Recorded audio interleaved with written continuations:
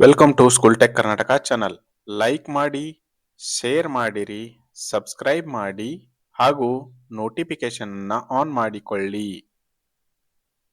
ನಮಸ್ಕಾರ ಎಲ್ಲರಿಗೂ. ನೀವಿನ್ನೂ ಚಾನಲ್ನ ಸಬ್ಸ್ಕ್ರೈಬ್ ಮಾಡ್ಕೊಂಡಿಲ್ಲ ಅಂದ್ರೆ ಖಂಡಿತ ಸಬ್ಸ್ಕ್ರೈಬ್ ಮಾಡಿಕೊಳ್ಳಿ. ಇದು ಸ್ಕೂಲ್ ಟೆಕ್ ಕರ್ನಾಟಕ ಚಾನಲ್. ಇದು ಒಂದನೇ ತರಗತಿಯಿಂದ 10ನೇ ತರಗತಿ ಅದರ ಮುಂದೆನೂ ಕೂಡ ನಾವು ಎಲ್ಲ ತರಗತಿಗಳ ವಿಡಿಯೋಗಳನ್ನು ಹಾಕುತ್ತೇವೆ. ಅದಕ್ಕೋಸ್ಕರ ನೀವೇನ್ ಮಾಡಿ ಚಾನಲ್ನ ಖಂಡಿತ ಸಬ್ಸ್ಕ್ರೈಬ್ ಮಾಡಿಕೊಳ್ಳಿ. ನಾವಿವತ್ತು ನೋಡ್ತಾ ಇದ್ದೀವಿ 4ನೇ ತರಗತಿಯ ಕನ್ನಡ ಭಾಗ 1ರಲ್ಲಿ ಪಾಠ 4 ಮಳೆ. ಈ ಪದ್ಯದ ಎಲ್ಲ ಪ್ರಶ್ನೋತ್ತರಗಳನ್ನು ನಾವಿವತ್ತು ನೋಡೋಣ. ಕಲಿಕೆಗೆ ದಾರಿ. ಕಾಮನ ಬಿಲ್ಲು ಎಲ್ಲಿ, ಯಾವಾಗ, ಹೇಗೆ ಕಾಣಿಸುತ್ತದೆ ಎಂದು ಶಿಕ್ಷಕರ ಮಾರ್ಗದರ್ಶನದಲ್ಲಿ ತರಗತಿಯಲ್ಲಿ ಚರ್ಚಿಸಿ ಅಂತ ಇದೆ ನೋಡಿ. ಇನ್ನು ಬಿಸಿಲ ಝಳಕ ಕಡಲ ನೀರು ಆವಿಯಾಯಿತು, ಆವಿಯಾಗಿ ನೆಲದ ಕಡೆಗೆ ಬಿಸಿ ಬಂದಿತು. ನೆಲದ ಮೇಲೆ ಗುಡ್ಡ ಬೆಟ್ಟ ಅಡ್ಡವಾಯಿತು, ತಡೆ ನಿಂತು ಮೋಡವೆಲ್ಲ ಮೇಲಕ್ಕೇರಿತು. ಘಳಿಗೆಯೊಳಗೆ ಬಾನು ಬಂತು, ಬಾನು ತುಂಬ ಮೋಡ ಕವಿಯಿತು. ಮಿಂಚು ಮಿಂಚು ಜಗವು ಬೆಳಗಿ ಗುಡುಗು ಗುಡುಗಿತು. ಮೋಡ ಮೇಲಕ್ಕೇರಿದಾಗ ತಂಪು ತಗಲಿತು, ಆವಿ ತನಿದು ಭಾರವಾಗಿ ಖುಷಿಯ ತೊಡಗಿತು. ಆಯ್ತಾ? ಅದಾದ್ಮೇಲೆ ಇನ್ನು ಮುತ್ತಿನಂತ ಮಳೆಯ ನೀರು ಕೆಳಗೆ ಸುರಿಯಿತು, ಕೆರೆಯು ತೊರೆಯು ಹಳ್ಳ ಹೊಳೆಯು ತುಂಬಿ ಹರಿಯಿತು. ಇದನ್ನ ಬರೆದವರು ಯಾರು? ಪಳಕಳ ಸೀತಾರಾಮ ಭಟ್ಟರು, ಅಂದ್ರೆ ಭಟ್. ಅಂತರ್ಜಲ ಸಂರಕ್ಷಿಸು, ಜೀವಕುಲ ಉಳಿಸು. ಪದಗಳ ಅರ್ಥ ನೋಡೋಣ. ಇನ್ನು ಕಡಲು ಸಮುದ್ರ ಅಡ್ಡ ತಡೆ, ಬೆಳಗು ಪ್ರಕಾಶಿಸು, ಕವಿಯಿತು ಆವರಿಸಿತು. ನೆಲ ಭೂಮಿ ಜಗ ಲೋಕ, ಸುರಿ ಕೆಳಕ್ಕೆ ಬೀಳು, ಧಾರಿಯಾಗು, ಧಾರೆಯಾಗಿ ಬೀಳು, ತನಿದು ತಂಪಾಗಿ. ಅದೇ ರೀತಿ ಇನ್ನು ಟಿಪ್ಪಣಿ ಏನಿದೆ? ಮಿಂಚು ಗುಡುಗಿಗಿಂತ ಮುಂಚೆ ಆಕಾಶದಲ್ಲಿ ಕಂಡುಬರುವ ಬೆಳಕಿನ ಬಳ್ಳಿ. ಅದೇ ರೀತಿ ಇನ್ನು ಘಳಿಗೆ 24 ನಿಮಿಷಗಳ ಅವಧಿಗೆ ಘಳಿಗೆ ಅಂತ ಹೇಳಿ ಕರೀತಾರೆ. ಇನ್ನು ಅಭ್ಯಾಸ ನೋಡೋಣ. ಆಯ್ತಾ? ಒಂದೊಂದು ವಾಕ್ಯದಲ್ಲಿ ಉತ್ತರ ಬರೆಯಿರಿ. 1. ಬಿಸಿಲ ಝಳಕೆ ನೀರು ಏನಾಯಿತು? ಬಿಸಿಲ ಝಳಕೆ ನೀರು ಆವಿಯಾಯಿತು. 2ನೆಯ ಪ್ರಶ್ನೆ, ಮಳೆ ಸುರಿದಿದ್ದರಿಂದ ಏನೇನು ತುಂಬಿ ಹರಿಯಿತು? ಮಳೆ ಸುರಿದಿದ್ದರಿಂದ ಕೆರೆ ತೊರೆ ಹಳ್ಳ ಹೊಳೆ ತುಂಬಿ ಹರಿಯಿತು. 3ನೆಯ ಪ್ರಶ್ನೆ, ಮೋಡ ಯಾವಾಗ ಭಾರವಾಯಿತು? ಉತ್ತರ, ಮೋಡ ಮೇಲಕ್ಕೆ ತಂಪು ತಗುಲಿದಾಗ ಆವಿಯಾಗಿ ತನಿದು ಭಾರವಾಯಿತು. ಅದೇ ರೀತಿ ಇನ್ನು ಏನಿದೆ? ಕೊಟ್ಟಿರುವ ಪದಗಳಲ್ಲಿ ಸರಿಯಾದುದನ್ನು ಆಯ್ದು ಬಿಟ್ಟ ಸ್ಥಳದಲ್ಲಿ ಬರೆಯಿರಿ. ಏನೇನು ಕೊಟ್ಟಿದ್ದಾರೆ? ತಂಪು, ಮಳೆಯ, ಗುಡ್ಡಬೆಟ್ಟ, ಮೋಡ, ಗುಡುಗು ಇವುಗಳನ್ನ ಕೊಟ್ಟಿದ್ದಾರೆ. 1. ಮುತ್ತಿನಂತಹ ಮಳೆಯ ನೀರು ಕೆಳಗೆ ಸುರಿಯಿತು. 2. ನೆಲದ ಮೇಲೆ ಗುಡ್ಡ ಬೆಟ್ಟ ಅಡ್ಡವಾಯಿತು. 3. ಘಳಿಗೆಯೊಳಗೆ ಬಾನು ತುಂಬ ಮೋಡ ಕವಿಯಿತು. 4. ಮೋಡ ಮೇಲುಕೇರಿದಾಗ ತಂಪು ತಗಲಿತು. ಅದೇ ರೀತಿ ಇನ್ನು ಈ ಪದ್ಯದಲ್ಲಿ ಬಿಟ್ಟಿರುವ ಸಾಲುಗಳನ್ನು ಬರೆಯಿರಿ ಅಂತ ಇದೆ. ಆಯ್ತಾ? ನೆಲದ ಮೇಲೆ ಗುಡ್ಡ ಬೆಟ್ಟ ಅಡ್ಡವಾಯಿತು, ತಡೆದು ನಿಂತ ಮೋಡವೆಲ್ಲ ಮೇಲಕ್ಕೇರಿತು. ಅದೇ ರೀತಿ ಇನ್ನು 4ನೇದು, ಈ ಗುಂಪಿಗೆ ಸೇರದ ಪದ ಗುರುತಿಸಿ ಬರೆಯಿರಿ. 1. ಕೆರೆ, ಕಟ್ಟೆ, ಸಮುದ್ರ, ಸೂರ್ಯ. ಏನಾಗುತ್ತೆ? ಸೂರ್ಯ. ಯಾಕಂದ್ರೆ ಇವೆಲ್ಲ ನೀರಿಗೆ ಸಂಬಂಧಿಸಿದ ಪದಗಳು, ಅದು ನೀರಿಗೆ ಸಂಬಂಧಿಸಿಲ್ಲ. ಆದ್ದರಿಂದ ಗುಂಪಿಗೆ ಸೇರದ ಪದ ಸೂರ್ಯ. 2. ಮಿಂಚು, ಭೂಮಿ, ಮಳೆ, ಗುಡುಗು. ಇದು ಗುಡುಗು, ಮಳೆ, ಮಿಂಚು ಇದು ಮಳೆಗೆ ಸಂಬಂಧಿಸಿದ ಪದಗಳು, ಭೂಮಿ ಸಂಬಂಧಿಸಿಲ್ಲ. ಆದ್ದರಿಂದ ಗುಂಪಿಗೆ ಸೇರದ ಪದ ಭೂಮಿ. ಇನ್ನು 3ನೇದು, ಸರೋವರ, ಪರ್ವತ, ಬೆಟ್ಟ, ಗುಡ್ಡ. ಪರ್ವತ, ಬೆಟ್ಟ, ಗುಡ್ಡ ಅಂದ್ರೆ ಆಲ್ಮೋಸ್ಟ್ ಎಲ್ಲ ಸೇಮ್ ಇರುತ್ತೆ. ಸೊ ಸರೋವರ ಅಂದ್ರೆ ಅದು ನೀರಿನ ಒಂದು ಹೊಂಡ, ಅದಕ್ಕೋಸ್ಕರ ಅದನ್ನ ಸರೋವರ. ಇದು ಗುಂಪಿಗೆ ಸೇರದ ಪದ. 4. ನೊಗ, ಕುಂಟೆ, ನೇಗಿಲು, ಮಂಚ. ನೊಗ, ಕುಂಟೆ, ನೇಗಿಲು ಇದು ಉಳುಮೆಗೆ ಬಳಸುವ ಸಾಧನಗಳು, ಮಂಚ ಬಳಸುವುದಿಲ್ಲ. ಅದಕ್ಕೋಸ್ಕರ ಮಂಚ ಗುಂಪಿಗೆ ಸೇರದ ಪದ ಆಗಿದೆ.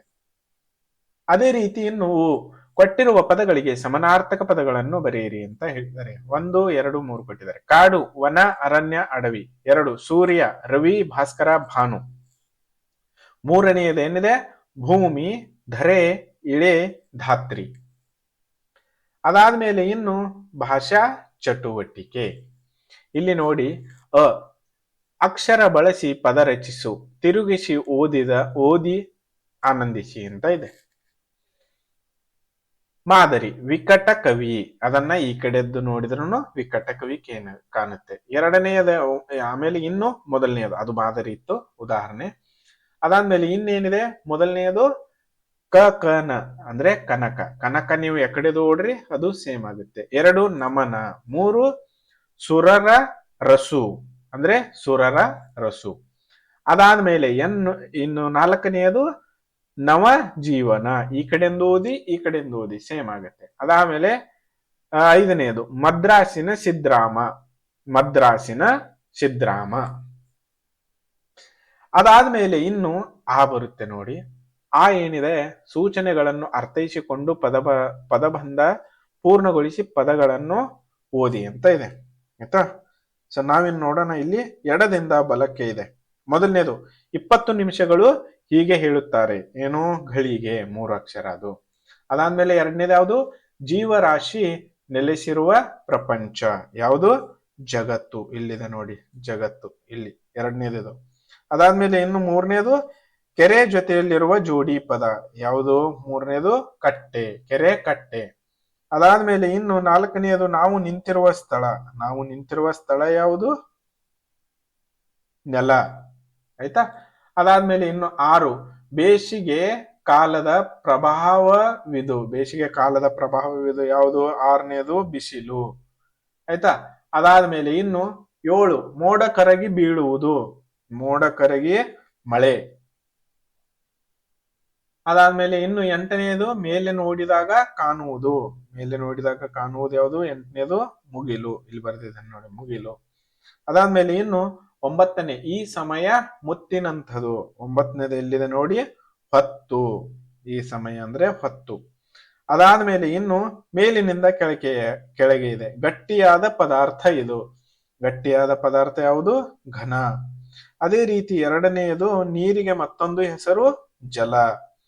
ಅದೇ ರೀತಿ ಇದರೊಳಗಿರುವುದು ಉಪ್ಪಿನ ನೀರು. 3ನೇದು ಎಲ್ಲಿದೆ ನೋಡಿ, 3ನೇದು ಕಡಲು. ಕಡಲಲ್ಲಿ ಉಪ್ಪಿನ ನೀರು ಇರುತ್ತಲ್ಲ. ಸೊ ಅದಾದ್ಮೇಲೆ ಇನ್ನು 5ನೇದು ಭೂಮಿಗೆ ಇರುವ ಇನ್ನೊಂದು ಹೆಸರು. ಭೂಮಿಗೆ ಇರುವ ಇನ್ನೊಂದು ಹೆಸರು ಯಾವುದು, ಇಳೆ ಆಯ್ತಾ. ಅದಾದ್ಮೇಲೆ ಇನ್ನು 6 ಮಲ್ಲಿಗೆಯ ಬಣ್ಣ.